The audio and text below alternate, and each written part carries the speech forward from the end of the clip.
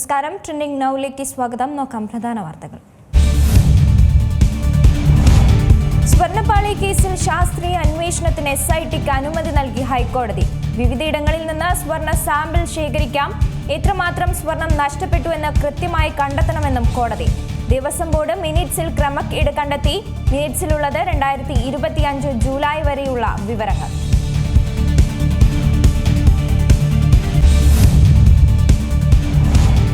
കൊടും കുറ്റവാളി ബാലമുരുകൻ കേരളം വിട്ടെന്ന സൂചന. തൃശൂരിൽ നിന്നുള്ള പോലീസ് സംഘം തമിഴ്നാട്ടിലെത്തി. ജയിൽ പ്രദേശത്തെ വീട്ടിൽ നിന്നും സ്കൂട്ടർ കളവ് പോയതായി കണ്ടെത്തൽ. ബാലമുരുകന്റെ രക്ഷപ്പെടലിൽ തമിഴ്നാട് പോലീസിന് സംഭവിച്ചത് ഗുരുതര വീഴ്ച. ആലത്തൂരിലെ ഹോട്ടലിൽ ഭക്ഷണം കഴിക്കാനെത്തിയത് കൈവിലങ്ങില്ലാതെ. CCTV ദൃശ്യങ്ങൾ പുറത്ത്. തമിഴ്നാട് പോലീസ് ബാലമുരുകനെ കൈകാര്യം ചെയ്യുന്നത് ലാഘവത്തോടെയെന്നും ദൃശ്യങ്ങളിൽ വ്യക്തം.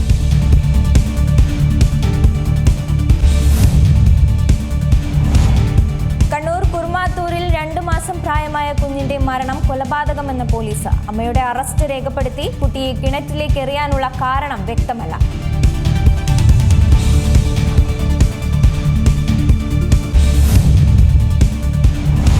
PM ശ്രീയിൽ വീണ്ടും പ്രതിസന്ധി. കേരളത്തിന് കത്ത് അയക്കാൻ വൈകുന്നതിൽ CPIക്ക് അതൃപ്തി. മന്ത്രിസഭാ യോഗത്തിൽ അതൃപ്തി അറിയിച്ചേക്കും. സാങ്കേതിക കാരണങ്ങളാണ് കത്തയക്കാൻ വൈകുന്നതെന്ന് വിദ്യാഭ്യാസ വകുപ്പിന്റെ വിശദീകരണം.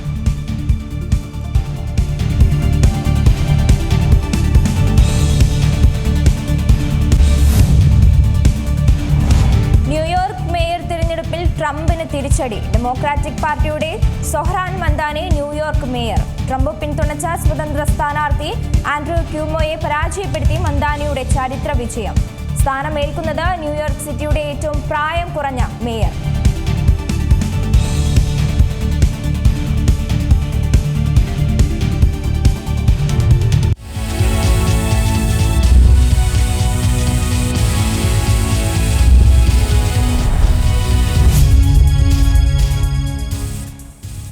തിരുവനന്തപുരം ആറ്റിങ്ങലിൽ അമീബിക് മസ്തിഷ്ക ജ്വരം ബാധിച്ച് ചികിത്സയിലായിരുന്ന മധ്യവയസ്കൻ മരിച്ചു. ആറ്റിങ്ങൽ കൊടുമൺ സ്വദേശി വിജയനാണ് മരിച്ചത്. കെട്ടിട നിർമ്മാണ തൊഴിലാളിയായ ഇയാൾക്ക് എവിടെ നിന്നാണ് രോഗബാധയുണ്ടായത് എന്നതിൽ വ്യക്തതയില്ല. തിരുവനന്തപുരം മെഡിക്കൽ കോളേജ് ആശുപത്രിയിൽ മസ്തിഷ്ക ജ്വരം ബാധിച്ച് ചികിത്സയിലിരിക്കെയാണ് 57-കാരൻ വിജയൻ മരിച്ചത്. വീണ് കാലിന് പരിക്കേറ്റതിനെ തുടർന്ന് കഴിഞ്ഞ മാസമാണ് പ്രമേഹ രോഗി കൂടിയായ വിജയനെ വലിയകുന്ന് താലൂക്ക് ആശുപത്രിയിലും പിന്നാലെ മെഡിക്കൽ കോളേജ് ആശുപത്രിയിലും പ്രവേശിപ്പിച്ചത്. തുടർന്ന് മെഡിക്കൽ കോളേജിൽ നടത്തിയ രക്തപരിശോധനയിൽ മസ്തിഷ്ക ജ്വരം സ്ഥിരീകരിക്കുകയായിരുന്നു. 1 മാസത്തോളമായി ചികിത്സയിൽ തുടർന്ന ഇയാൾക്ക് 2 ദിവസം മുൻപ് പനി ബാധിച്ചു. പിന്നാലെ ഇന്ന് പുലർച്ചെയാണ് മരണം സംഭവിച്ചത്. ഇയാൾക്ക് മസ്തിഷ്ക ജ്വരം സ്ഥിരീകരിച്ച ഉടൻ നഗരസഭ ഇവരുടെ വീടും പരിസരവും പരിശോധിക്കുകയും കുടിവെള്ളത്തിന്റെ പരിശോധന നടത്തുകയും ചെയ്തു. വീട്ടിൽ നിന്നല്ല രോഗം പിടിക്കപ്പെട്ടതെന്നും കണ്ടെത്തിയിട്ടുണ്ട്. എന്നാൽ കെട്ടിട നിർമ്മാണ തൊഴിലാളിയായ മധ്യവയസ്കന് എവിടെ നിന്നാണ് രോഗം ബാധിച്ചതെന്നത് കണ്ടെത്താൻ കഴിഞ്ഞിട്ടില്ല. C Malayalam news, Thiruvananthapuram. ഇപ്പോൾ കൂടുതൽ വിശദാംശങ്ങൾ നൽകാൻ ബാബു രാജീവ് ചേരുന്നുണ്ട്. ബാബു, ഇപ്പോൾ ഒരു മരണം കൂടെ സംഭവിച്ചിരിക്കുകയാണ്. ഇപ്പോൾ ഈ ഒരു മരണം കാരണം എന്തെങ്കിലും വ്യക്തമാണോ? ഉറവിടം എവിടെ നിന്നാണ് ഉറവിടം എന്നുള്ളത് എന്തെങ്കിലും വ്യക്തമാണോ? രമ്യ, ഈ ഇന്ന് മരിച്ച വിജയന്റെ രോഗം ഉറവിടം ഇതുവരെയും കണ്ടെത്താനായിട്ടില്ല. അദ്ദേഹം 1 മാസം മുമ്പാണ് മെഡിക്കൽ കോളേജ് ആശുപത്രിയിൽ ചികിത്സയിലായത്. അദ്ദേഹം ഒരു കെട്ടിടം പണി ചെയ്യുന്നതിനിടയിൽ വീഴുകയും കാലിന് പരിക്കേൽക്കുകയും അന്ന് ആറ്റിങ്ങിലുള്ള വലിയകുന്ന് താലൂക്ക് ആശുപത്രിയിൽ എത്തിക്കുകയും പിന്നീട് അദ്ദേഹത്തിന് മെഡിക്കൽ കോളേജിലേക്ക് മാറ്റുകയുമായിരുന്നു. പ്രമേഹ രോഗിയായ അദ്ദേഹത്തിന്റെ രക്തപരിശോധനയിലാണ് രോഗം കണ്ടെത്തിയത്. പിന്നീട് അദ്ദേഹം ചികിത്സയിലായിരുന്നു. മറ്റു കുഴപ്പങ്ങളൊന്നുമില്ലായിരുന്നു. പക്ഷെ പിന്നീട് ഈ 2 ദിവസം മുമ്പ് അദ്ദേഹത്തിന് പനി ബാധിച്ചതായിട്ട് പറയുന്നു. അതിനുശേഷമാണ് ഇന്ന് പുലർച്ചെ മരണം സംഭവിച്ചത്. ഏതായാലും അദ്ദേഹം മറ്റു ജലാശയങ്ങൾ അങ്ങനെയുള്ള സ്ഥലങ്ങളിലൊന്നും കുളിച്ചിട്ടില്ല, അല്ലെങ്കിൽ അങ്ങനെയുള്ള ജലം ഉപയോഗിച്ചിട്ടില്ല എന്ന് പറയപ്പെടുന്നു. ഇതുവരെയും ഇതിന്റെ ഉറവിടം കണ്ടെത്താനായിട്ടില്ല. ആറ്റിങ്ങൽ നഗരസഭ ആരോഗ്യ വിഭാഗം മരിച്ച വിജയന്റെ വീട്ടിലും അതുപോലെ തന്നെ സമീപ പ്രദേശങ്ങളിലുമൊക്കെ ക്ലോറിനേഷനൊക്കെ ചെയ്തിട്ടുണ്ട്. ഏതായാലും ഇതിന്റെ ഉറവിടം കണ്ടെത്താനുള്ള ശ്രമത്തിലാണ്. ഇപ്പോൾ തിരുവനന്തപുരത്ത് നടന്ന ഈ മരണങ്ങളിലൊക്കെ പല സ്ഥലത്തു നിന്നും നമ്മുടെ ഈ ഉറവിടം കണ്ടെത്താൻ കഴിയാത്തത് വല്ലാത്തൊരു സാഹചര്യം സൃഷ്ടിച്ചിരിക്കുകയാണ്. ആളുകളിൽ ഇപ്പോൾ ജലാശയങ്ങളിലൊക്കെ ഇറങ്ങുന്നതിനൊക്കെ തന്നെ ആൾക്കാർക്ക് പേടിയാകുന്ന ഒരു അവസ്ഥയാണ്. ഏതായാലും വിജയന്റെ സംസ്കാര ചടങ്ങുകൾ ഇന്ന് ഉച്ചയ്ക്ക് ശേഷം നടക്കും. ശരി, ബാബു രാജീവാണ് വിവരങ്ങൾ നൽകിയത്. ഇപ്പോൾ സംസ്ഥാനത്ത് അമീബിക് മസ്തിഷ്ക ജ്വരത്തിന്റെ ആശങ്ക ഒഴിയാത്ത ഒരു സാഹചര്യം തന്നെയാണ്. രോഗം ബാധിച്ച് ഇന്ന് ഒരു മരണം കൂടി റിപ്പോർട്ട് ചെയ്യപ്പെട്ടിട്ടുണ്ട്. മെഡിക്കൽ കോളേജിൽ ചികിത്സയിലായിരുന്ന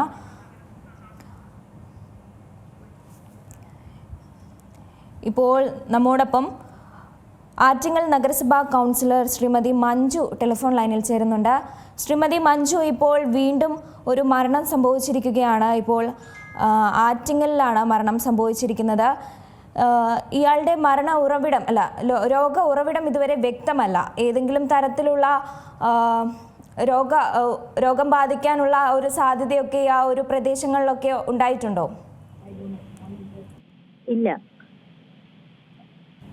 ഇപ്പോൾ ഇയാൾക്ക് രോഗം സ്ഥിരീകരിക്കുന്നത് പരിക്കു പറ്റിയതിനെ തുടർന്ന് ചികിത്സയിൽ ഇരിക്കെയാണ് ഈ ഒരു രോഗം ഇപ്പോൾ സ്ഥിരീകരിച്ചിരിക്കുന്നത്. ഇതുമായി ബന്ധപ്പെട്ട് എന്തെങ്കിലും കാര്യങ്ങൾ വ്യക്തതയുണ്ടോ? നമുക്ക് അറിയാൻ കഴിഞ്ഞത് ഹോസ്പിറ്റലിൽ ഈ പരിക്ക് പറ്റി ഹോസ്പിറ്റലിൽ കൊണ്ടുപോകുന്ന സമയത്ത് അവിടെ ചികിത്സയിൽ ഇരിക്കുമ്പോഴാണ് ഇങ്ങനെ അമീബിക് പോസിറ്റീവ് ആണെന്ന് സ്ഥിരീകരിക്കുന്നത്. അപ്പോൾ ആ വിവരം അറിഞ്ഞപ്പോൾ തന്നെ നമ്മൾ ഈ ആളിനെ ഫോണിൽ ബന്ധപ്പെട്ടിരുന്നു. അപ്പോൾ ഭാര്യ പറഞ്ഞ വിവരം എന്ന് പറയുന്നത് ഇദ്ദേഹം ശ്രീകാര്യത്തൊരു കൺസ്ട്രക്ഷൻ കമ്പനിയിലാണ് ജോലിക്ക് പോകുന്നത്. അപ്പോൾ അവിടെ ഈ ടാങ്കിൽ വെള്ളം കെട്ടി നിൽക്കുന്നൊരു സംഭവം അവിടെ ഉണ്ടെന്ന് ഇദ്ദേഹം പറയുന്നുണ്ടായിരുന്നു. അപ്പോൾ അതിൽ നിന്നാണ് കൈകാല് മുഖമൊക്കെ കഴുകുന്നതും കുളിച്ചിട്ട് വൈകുന്നേരം അവിടെ നിന്നാണ് വരുന്നതും ഒക്കെ ചെയ്യുന്നതും. അങ്ങനെ ആയിരിക്കാമെന്ന് അവർക്ക് സംശയം അവർ പറയുന്നു. പക്ഷെ നമുക്കിത് എങ്ങനെയാണ് എന്ന് ഇതുവരെയ്ക്കും ഒരു സ്ഥിരീകരണം വന്നിട്ടില്ല. പിന്നെ വീട്ടിലെ ഒരു സാഹചര്യം നമ്മൾ ടാങ്കുകളൊക്കെ അതിലെ വെള്ളമൊക്കെ നമ്മൾ പരിശോധനയ്ക്ക് അയച്ചിട്ടുണ്ടായിരുന്നു. അപ്പൊ അതിൽ നിന്നും അങ്ങനെ ഒരു ഇത് ഉള്ളതായിട്ട് അറിയാൻ കഴിഞ്ഞിട്ടില്ല. ശരി, മഞ്ജു ആണ് ഇപ്പോൾ വിശദാംശങ്ങൾ നൽകിയത്. വളരെയധികം നന്ദി മാം ഈ ഒരു അവസരത്തിൽ പ്രതികരിച്ചതിന്.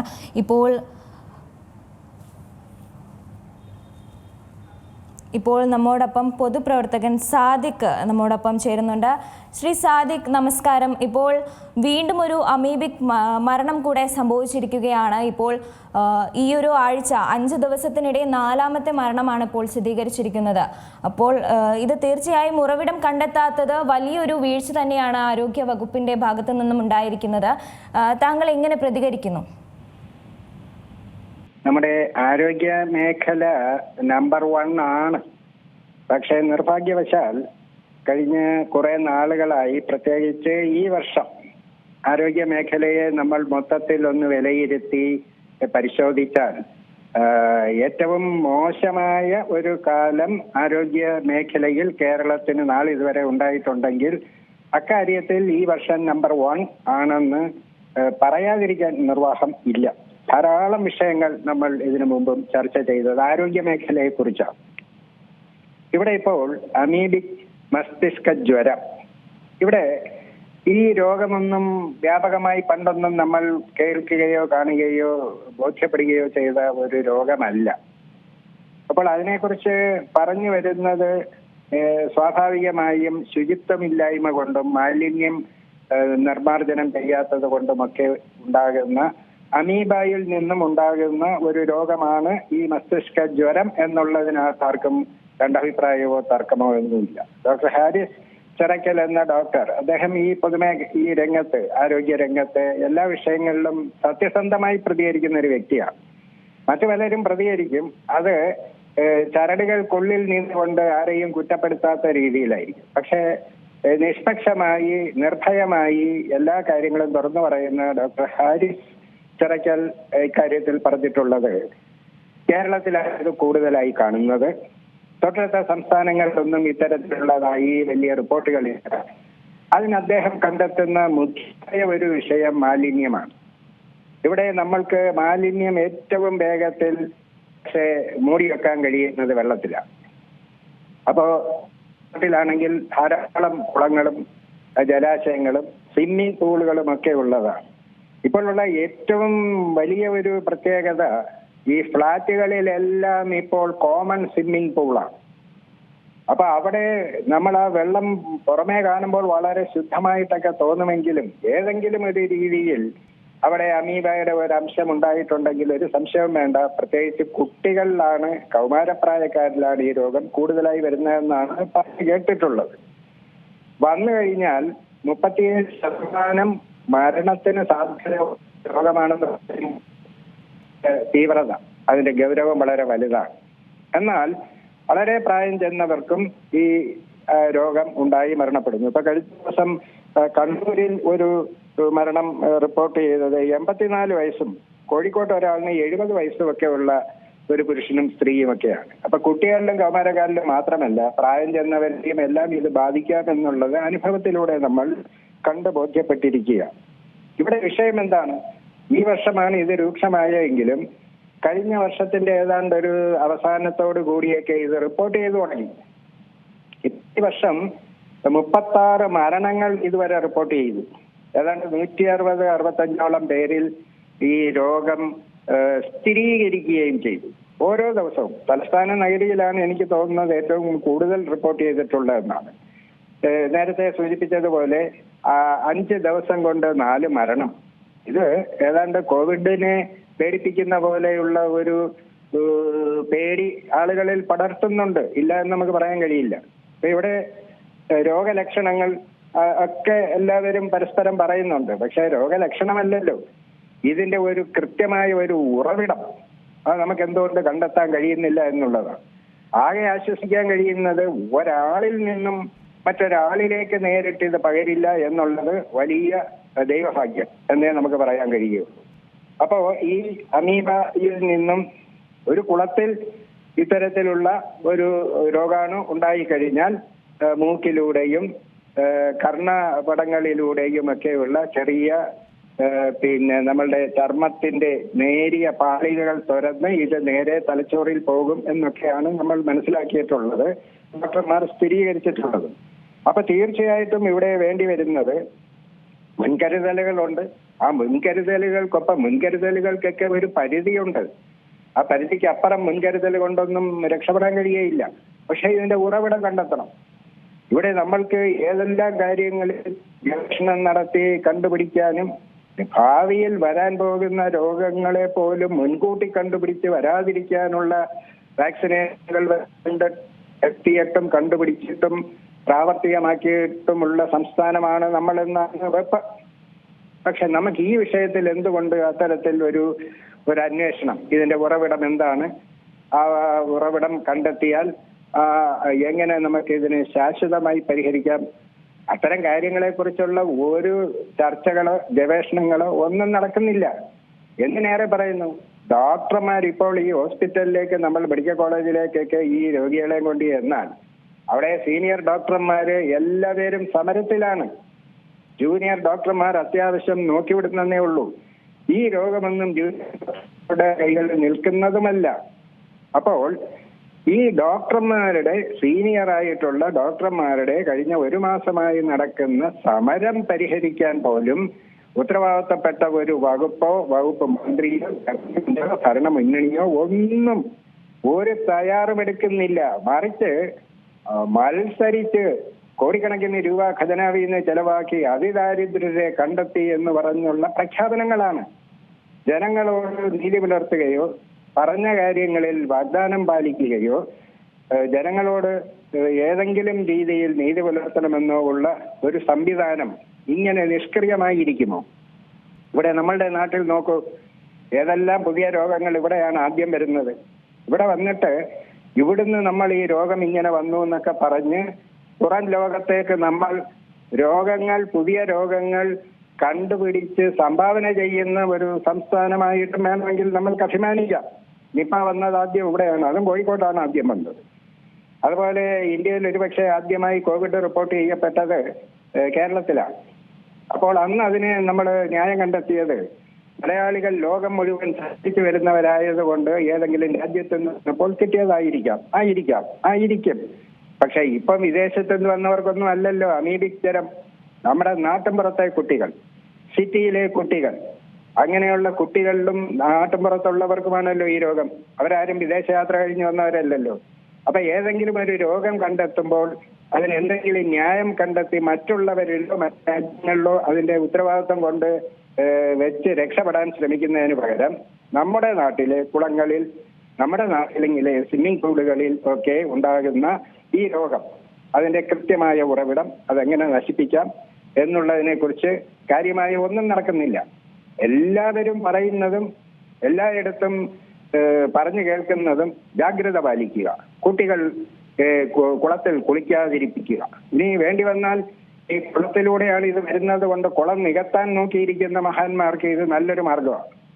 ഈ മണ്ണെടുത്തുകൊണ്ട് വന്ന് എവിടെയെങ്കിലും കുളം നികത്തി സ്ഥലം കയ്യേറണമെങ്കിൽ ഇപ്പോൾ ഞങ്ങൾ കേരളത്തിലെ അമീബിക് മസ്തിഷ്ക ജ്വരം ഇരിക്കാനുള്ള മുൻകരുതലായി സർക്കാരിനെ സഹായിക്കാൻ വേണ്ടി ആ കുളം ഞങ്ങളങ്ങ് നികത്തി.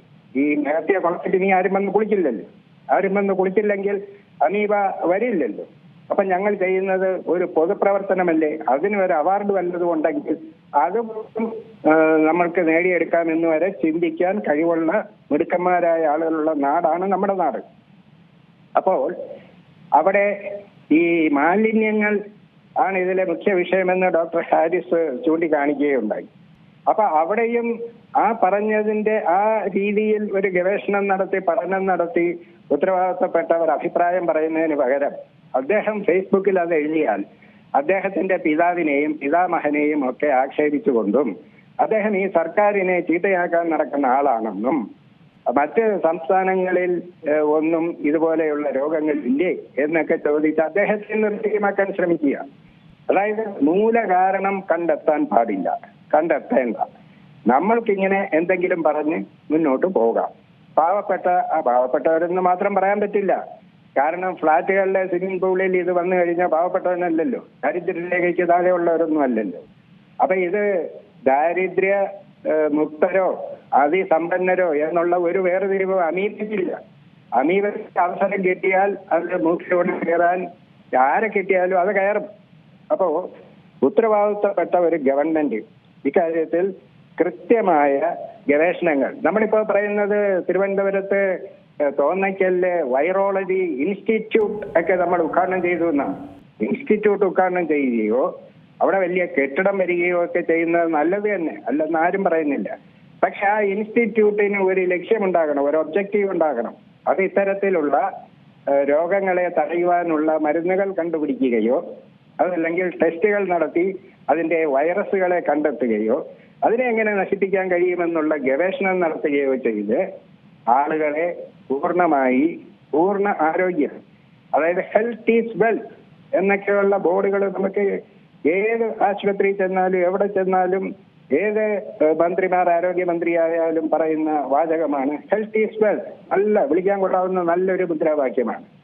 പക്ഷെ ആ ഹെൽത്ത് എങ്ങനെ നമ്മുടെ ആളുകൾക്ക് കൃത്യമായി വലിയ സാമ്പത്തിക ബാധ്യതയൊന്നുമില്ലാതെ ആളുകൾക്ക് എങ്ങനെ ഈ ഹെൽത്ത് കൊടുക്കാം എന്നുള്ള കാര്യത്തിൽ ഒരു ഹെൽത്തി ഡിസ്കഷനോ അതുപോലെയുള്ള പരിപാടികളോ ഉണ്ടാകുന്നില്ല എന്നുള്ളത് ദൗർഭാഗ്യകരമാണ്. ഇവിടെ ആരെ കുറ്റം പറയാൻ എന്നുള്ളതല്ല വിഷയം. എല്ലാവരിലും കുറ്റമുണ്ട്. ആ കുറ്റം സ്വയം ഏറ്റെടുത്തുകൊണ്ട് കേരളത്തിലെ സമസ്ത മേഖലകളിലുള്ളവരും ഇതിനെ ശാശ്വതമായി തടയുവാൻ വേണ്ടിയിട്ടുള്ള നീക്കങ്ങളാണ് ഉണ്ടാകേണ്ടത്. ഏതാണ്ട് 8-9 ദിവസം കൊണ്ട് ഈ അമീബ കയറിക്കഴിഞ്ഞാൽ ആദ്യ ലക്ഷണങ്ങൾ വന്നാൽ ഒരു 8-9 ദിവസം കൊണ്ട് അത് ഗുരുതരമാകും എന്നാണ് പറയുന്നത്. അപ്പൊ സാധാരണഗതിയിൽ ചെറിയ പനിയോ ചെറിയ ജലദോഷമോ ചെറിയ വയറ്റുവേദനയോ തലവേദനയോ ഇതുപോലെയുള്ളതൊക്കെ വന്നു കഴിഞ്ഞാൽ സാധാരണഗതിയിൽ മലയാളികൾ ശ്രദ്ധിക്കാറില്ല. കുട്ടികളും ചിലപ്പോൾ പറയണമെന്നില്ല. അപ്പോൾ ഇവിടെ കൃത്യമായി ഇതിനെ എത്തിയിട്ടുള്ളവർക്ക് അത് കൂടുതലായി പടരാതെ ഗുരുതരമായ അവസ്ഥയിലേക്ക് പോകാതെ നോക്കണം.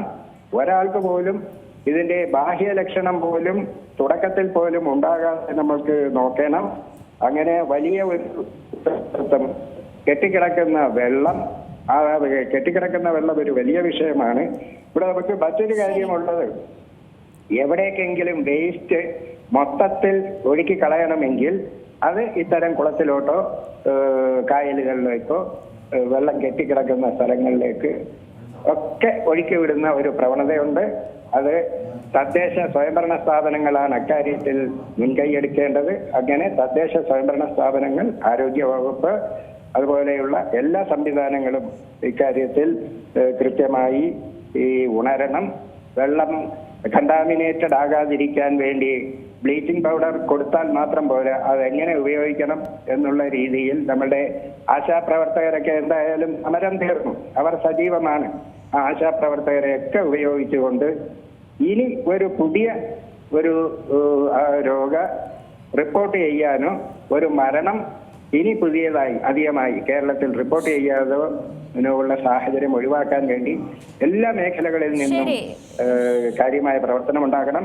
ഡോക്ടർ ഹാരിസിനെ പോലെയുള്ള ഡോക്ടർമാരുടെ ഉപദേശങ്ങൾ സ്വീകരിച്ച് ഗവൺമെന്റും ജനങ്ങളും ഒക്കെ ഒന്നിച്ചു നിന്നതിനെ നേരിടാൻ വേണ്ട ശ്രമങ്ങൾ നടത്തണം എന്നാണ് ജനങ്ങൾക്ക് വേണ്ടി പറയുവാനുള്ളത്. ശരി, വളരെ വ്യക്തമാണ് സാർ. വളരെയധികം നന്ദി ഈ ഒരു അവസരത്തിൽ പ്രതികരിച്ചതിന്. ഇപ്പോൾ നമ്മോടൊപ്പം പൊതുജനാരോഗ്യ വിദഗ്ധൻ ഡോക്ടർ അരുൺ നമ്മോടൊപ്പം ടെലിഫോൺ ലൈനിൽ ചേരുന്നുണ്ട്. നമസ്കാരം ഡോക്ടർ അരുൺ. ഇപ്പോൾ അമീബിക് മസ്തിഷ്ക ജ്വരവുമായി ബന്ധപ്പെട്ട് ഇപ്പോൾ വീണ്ടും ഒരു മരണം സംഭവിച്ചിരിക്കുകയാണ്. ഇപ്പോഴും ഉറവിടം എവിടെ നിന്നാണ് എന്നുള്ള ഒരു വ്യക്തതയൊന്നും ഇതുവരെ വന്നിട്ടുമില്ല. ഇപ്പോൾ കേസുകൾ കൂടുമ്പോഴും ഈ എന്തുകൊണ്ട് ആരോഗ്യ സമിതികളൊന്നും രൂപീകരിക്കപ്പെടുന്നില്ല, അതേസമയം തന്നെ എന്തുകൊണ്ട് ഈ ഒരു പഠനമൊന്നും എവിടെയും എത്തുന്നില്ല എന്നുള്ളതൊക്കെ ആശങ്ക നിറയ്ക്കുന്ന ഒരു കാര്യം തന്നെയല്ലേ? അതെ, ഈ മാസം തന്നെ എനിക്ക് തോന്നുന്നു ഇന്നിപ്പോ 5-ാം തീയതി ആയിട്ടുള്ളൂ. 3ാമത്തെ മരണമാണ് റിപ്പോർട്ട് ചെയ്യപ്പെടുന്നത്. ഈ മാസം 5-ാം തീയതിയിൽ 3 മരണങ്ങളായിട്ടുണ്ട്. ഈ വർഷം 36 മരണങ്ങളായിട്ടുണ്ട് അമീബിക് മസ്തിഷ്ക ജ്വരത്തിന്റെ. അപ്പൊ തീർച്ചയായിട്ടും വളരെ എന്താ പറയാ ആശങ്ക ഉളവാക്കുന്ന കണക്കുകൾ തന്നെയാണ്. അപ്പോൾ ഇതിൽ ഓരോ കേസുകളെയും പ്രത്യേകമായി പഠിച്ചിട്ട് അത് എന്തുകൊണ്ട് എവിടുന്ന് ലഭിച്ചു, അവർക്ക് എവിടുന്ന് കിട്ടിയെന്നുള്ള നമുക്ക് പറയാൻ സാധിക്കുകയുള്ളൂ. ആ വിവരങ്ങളൊന്നും നമുക്ക് ഇപ്പോൾ നമ്മുടെ മുന്നിലില്ല. അപ്പോൾ ഇതിനെക്കുറിച്ച് പ്രത്യേകിച്ച് സർക്കാർ ചെയ്യേണ്ടത് കുറച്ചുകൂടി സുതാര്യമാക്കണം ഇതിന്റെ ഡാറ്റയൊക്കെ. അങ്ങനെയല്ലേ നമുക്ക് മറ്റ് സർക്കാരിൽ നിന്ന് പുറത്തുള്ള വിദഗ്ധന്മാർക്കും ഇതിനെക്കുറിച്ചൊരു അഭിപ്രായമെങ്കിലും പറയണമെങ്കിൽ ഡാറ്റ സുതാര്യമായിരിക്കണം. അതുപോലെ തന്നെ ഞാൻ മനസ്സിലാക്കിയിട്ടുള്ള ICMR ഒക്കെ സഹായത്തോടു കൂടി പഠനങ്ങൾ നടത്താൻ തുടങ്ങിയിട്ടുണ്ട് എന്നുള്ളതാണ്. എന്നാൽ അത് ഇപ്പോഴും അതിന്റെ കൂടുതലായിട്ടുള്ള കണ്ടെത്തലുകളൊന്നും വന്നിട്ടില്ല. എങ്കിലും ഭയം വേണ്ട, നമുക്ക് ഇപ്പോഴും ജാഗ്രത മതി. നമ്മള് ഭൂരിഭാഗം ആളുകളിലും ഈ അമീബയുള്ള ജലം മൂക്കിലേക്ക് ശക്തമായിട്ട് അടിച്ചു കയറ്റുന്നതുകൊണ്ടാണ് ഭൂരിഭാഗം ആളുകൾക്കും വരുന്നത്.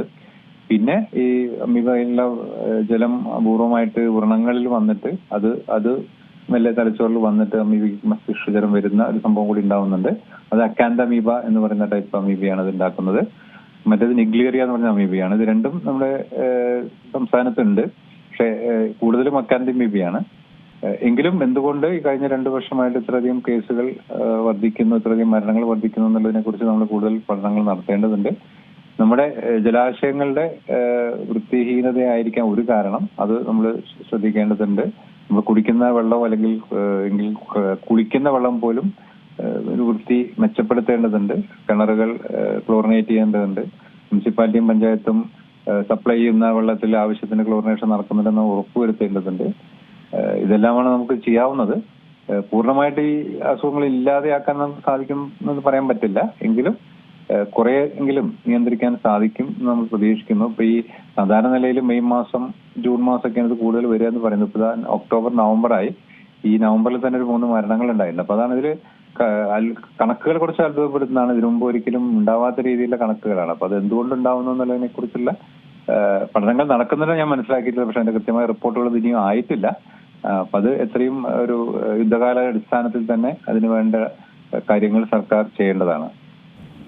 ഇതിപ്പോൾ ഇന്നും മരണം സംഭവിച്ചിരിക്കുന്ന വ്യക്തി ഇതുപോലെ പുറത്തുള്ള അല്ലെങ്കിൽ പൊതുസ്ഥലങ്ങളിലൊന്നും കുളിക്കുകയോ മറ്റൊന്നും ചെയ്യാത്ത ഒരു വ്യക്തിയാണ്. അതേസമയം ഇതിനു മുമ്പ് മരണം സംഭവിച്ച ഒരു വയോധികയായിരുന്നു, കിടപ്പ് രോഗിയായ ഒരു വയോധികയായിരുന്നു ഇതിനു മുമ്പ് മരണപ്പെട്ടിരുന്നത്. അപ്പോൾ വേറെ ഏതെങ്കിലും ഒരു തരത്തിൽ ഇപ്പോൾ ഈ പൊതു ഇടങ്ങളിൽ നിന്ന് കുളിക്കുന്നതോ വെള്ളം ചെവിയിലും വായിലും കയറുന്നതോ അല്ലാതെ വേറെ ഏതെങ്കിലും തരത്തിലുള്ള കാരണങ്ങളൊക്കെ ഉണ്ടാവുമോ ഈ ഒരു അമീബിക്ക് പിടിപെടാനുള്ള? അത് ഞാൻ നേരത്തെ പറഞ്ഞ അക്കാന്തമീബ ആണെങ്കിൽ വ്രണങ്ങളിൽ കൂടെ വരാം. വ്രണങ്ങളിൽ കൂടെ വരാന്ന് പറഞ്ഞാൽ വ്രണങ്ങൾ കഴുകുന്ന വെള്ളം, ആ വെള്ളത്തിൽ അമീബ ഉണ്ടെങ്കിൽ വ്രണങ്ങളിൽ കൂടെ വരാം. ആ വ്രണങ്ങളിൽ കൂടെ വന്നു കഴിഞ്ഞാൽ കുറെ ആഴ്ചകൾ മാസങ്ങൾ കൊണ്ടാണ് തലച്ചോറിലേക്ക് എത്തുക.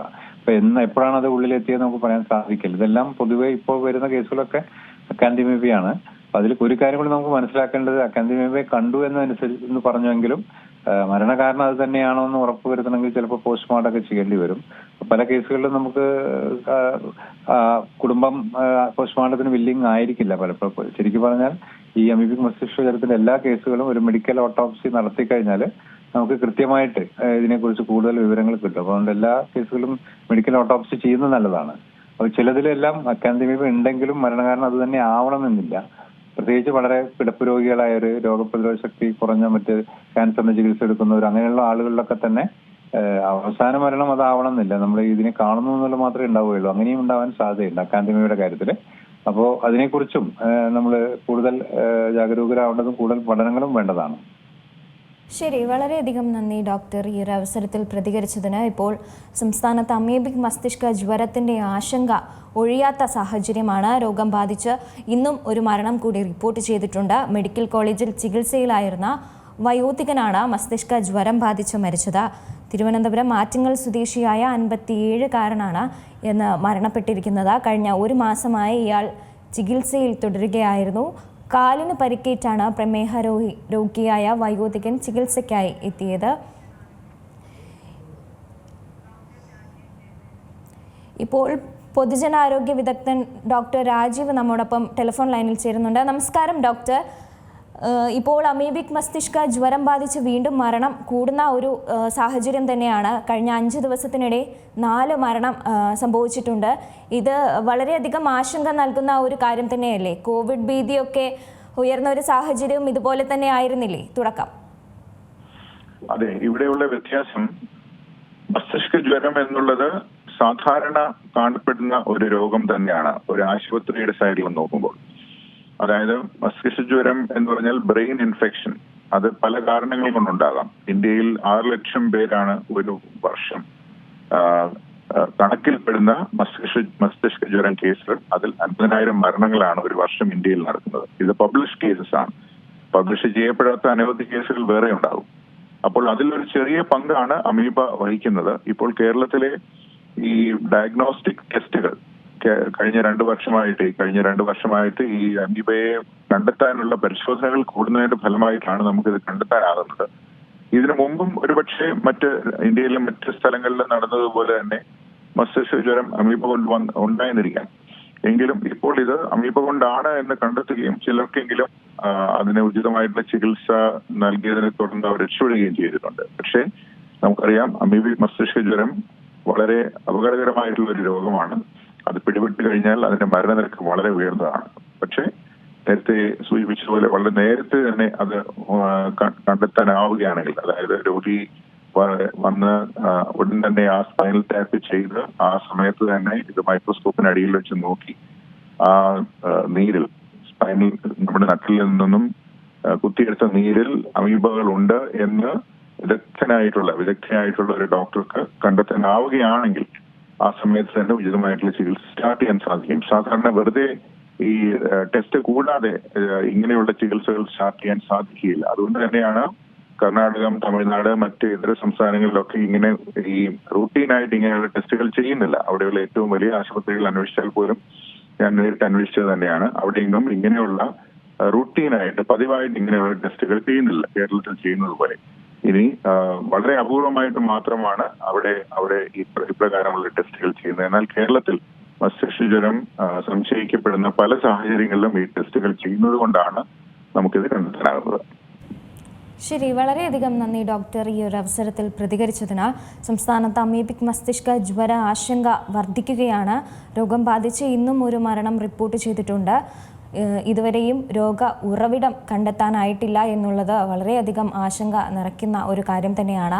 അത് ആരോഗ്യ വകുപ്പും തുടർ പഠനങ്ങളൊക്കെ നടത്തുന്നുണ്ടെങ്കിലും ഇതുവരെ ഉറവിടം കണ്ടെത്താനുള്ള ഒരു സാഹചര്യത്തിലേക്കൊന്നും പഠനം എത്തിയിട്ടില്ല, അല്ലെങ്കിൽ റിപ്പോർട്ട് നൽകേണ്ട തരത്തിലേക്കൊന്നും പഠനം എത്തിയിട്ടില്ല എന്ന് തന്നെയാണ് മനസ്സിലാക്കുന്നത്.